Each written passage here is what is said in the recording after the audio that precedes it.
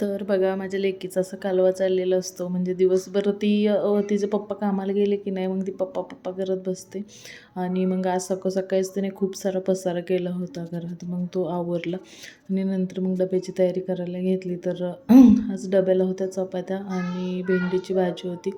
So ना भेंडीची भाजी पिल्लूला तर खूप आवडते. म्हणजे ना ती रोज जेवण करायला नकार देते, पण ज्या दिवशी भेंडीची भाजी असती ना त्या दिवशी एक्स्ट्रा म्हणजे ती ना मला भूक लागली असं सांगून खायला घेते. तिला खरंच खूप आवडते.